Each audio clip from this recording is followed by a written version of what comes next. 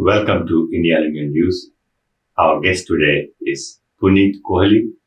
He is the president of India Society of Worcester, known as ISW, which is celebrating its 60th anniversary this year and will be honored at the annual New England Choice Awards Gala at the Community Organization of the Year on October 29th at Burlington Marriott Hotel in Burlington, Massachusetts. We are going to talk to Puneet about the 60-year journey of ISW. And also ISW is the only community organization in Massachusetts who has realized its dream of having an actual physical India Center building. So Puneet, welcome to our show. Thank you. We are really very excited to honor ISW. I've been a big fan of this organization. I think it's very organized, runs like a well-oiled machine. And again, it's amazing that ISW has been able to build this India Center. So let us start with the India Center, how big it is, where it is, what it does, and how big it is.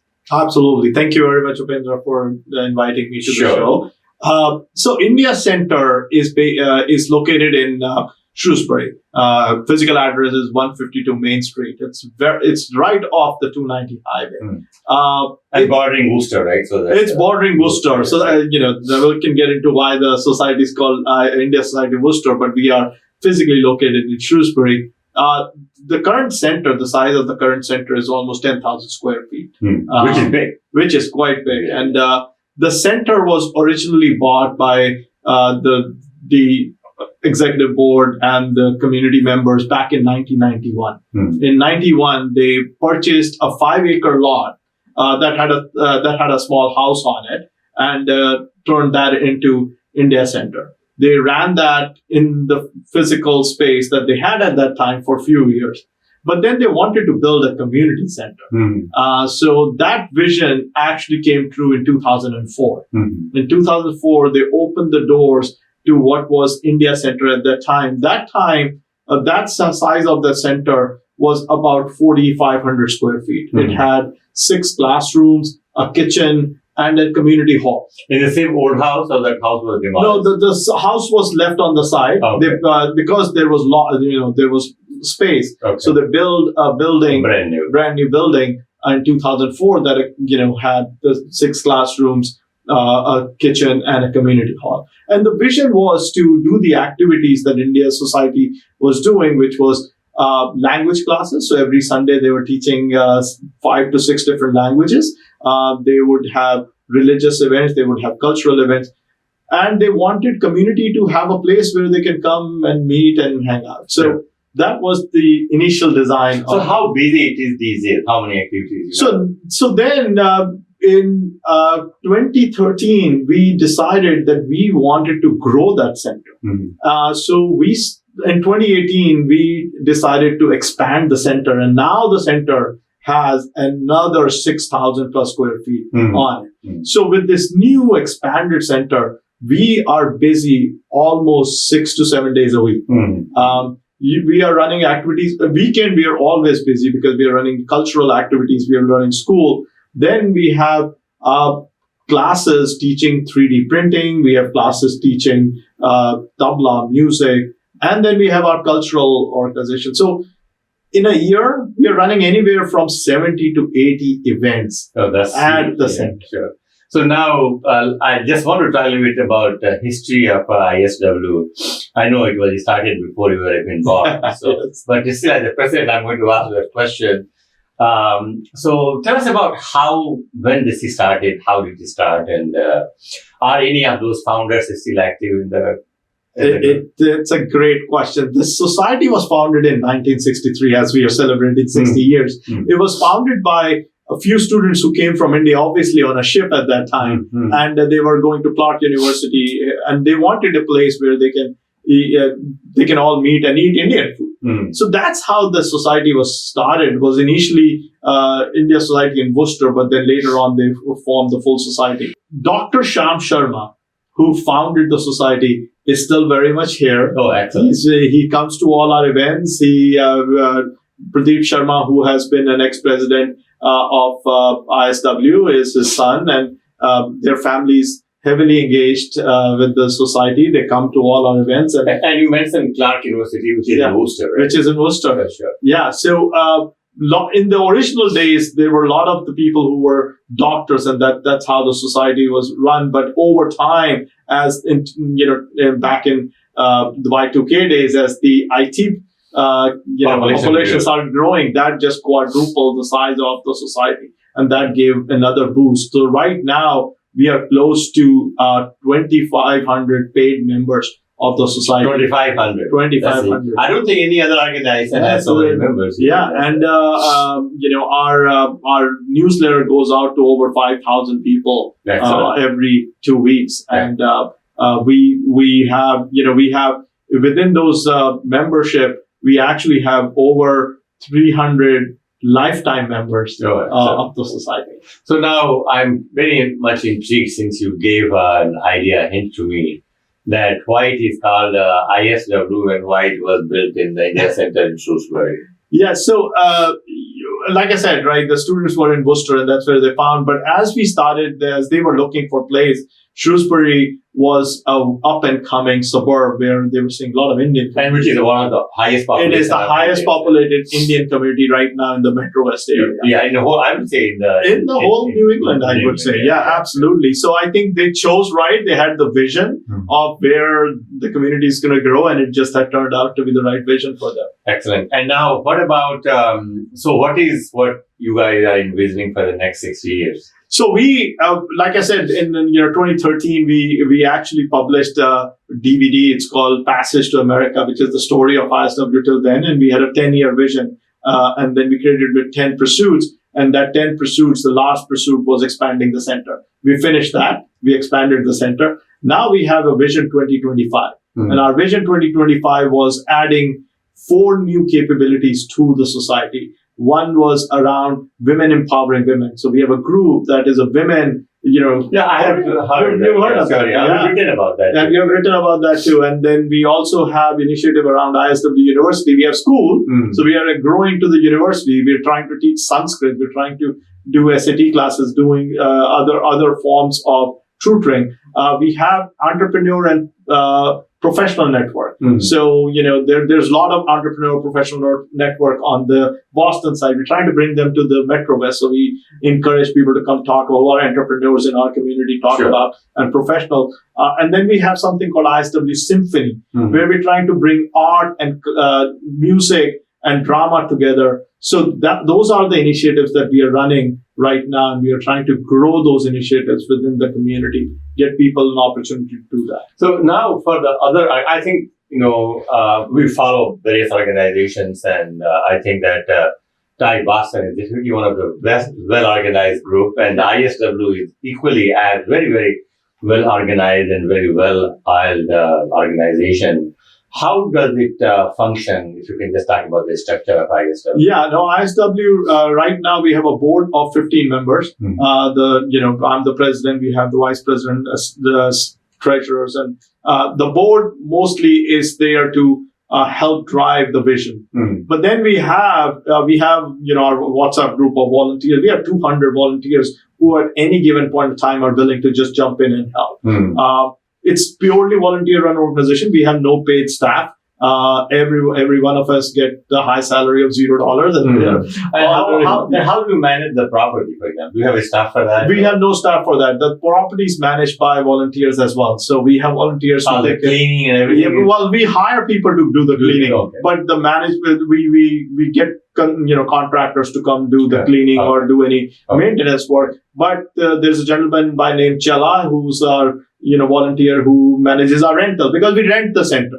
That's our revenue source. For the events, right? Yeah, for the event. So somebody wants to do their birthday party, or somebody wants to do the bar mitzvah, we rent the... So can I ask, do you have any idea for the rental in case one of our viewers are interested in? Yeah, our rentals are very popular. Every weekend it's rented out. We rent some, the rent ranges depending on how many hours. It's on average about $700 or so is the rent, and we do fairly okay with the revenue we generate from it. What about when the India Center was built? it's a big financial investment Yes. and all those things. So how that really came into the financing part? That's a great question. I want to thank the community, because this center is only built because the community helped us. We had initially started the project at about $1.7 million. And any project like this size, we ended up spending almost $2.7 million. Which always happens.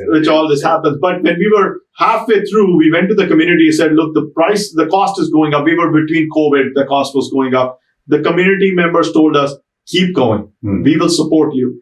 I'm very glad to say that we are very close to meeting our $2.7 million goal. Very close. I don't like to say about numbers because I'm always wrong about numbers, but we are literally very close to raising the final funds, and community has been very generous in helping us. So let's say you talked about the women empowerment. What are the other initiatives which ISW has? Do you have anything to do with youth?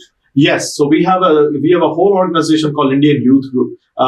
As a matter of fact, my son in 2020 was the president of the Indian Youth Group. And we'll plug for my son. And he was also, I think, 20 under 20. He also was 20 under 20, was thanks to you. Yeah. And so we have an organization of almost 100 kids who range anywhere from 8th grade till high school, who run this organization. Part of the organization is fully run by them. It's their board. We just supervise. We have 2 chaperones that just supervise, but kids run it. It's a great leadership skill. They manage their own events. They manage their own board. They raise their own funds. ISW just supports them.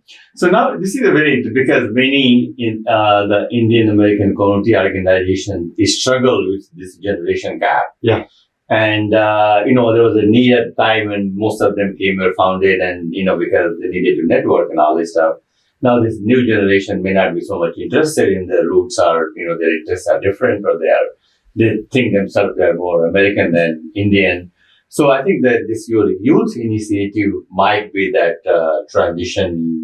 It is. We look at our youth group as our future leaders of the community. We think that the children that we are bringing and helping them see the value of volunteerism, seeing the value of the Indian culture, we are setting the stage that they'll be the future leaders of running the ISW. We've run the organization for 60 years. We think it's going to run for 60 more years. Sure. We need to continue to nurture that organization, the new generation to be able to take the lead. Like we were standing on the shoulders of the giants, they will hopefully help the pack. Sure.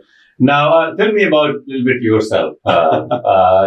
You work here in Waltham? I do work here in Waltham. I just work across the 128 on a company called Rocket Software. I'm the president of engineering there at Rocket Software as well, and I've been there for 5 years. I've been in the IT for the last 20 plus years. And tell me about your childhood, where you grew up. I grew up in Delhi. I was 20 years old when I moved to America. My father lived in Houston, and he moved to Massachusetts, and we've lived in Massachusetts. And he moved to Worcester or no?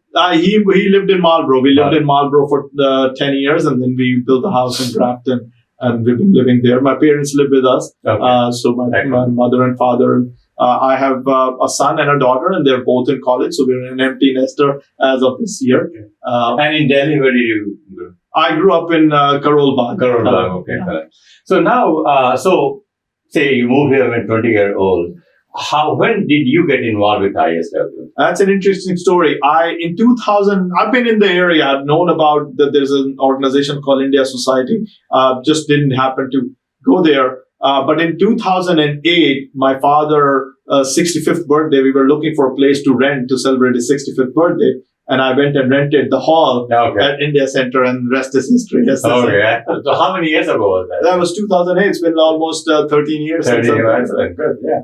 So now, other question for you is, many non-profit organizations, especially community organizations in our community and other ethnic groups, they struggle a lot with, about their finances, about their organization, keeping with the compliance with taxes and filing papers and all this stuff. And some of them get into big trouble as well. We have seen several examples in our community itself here.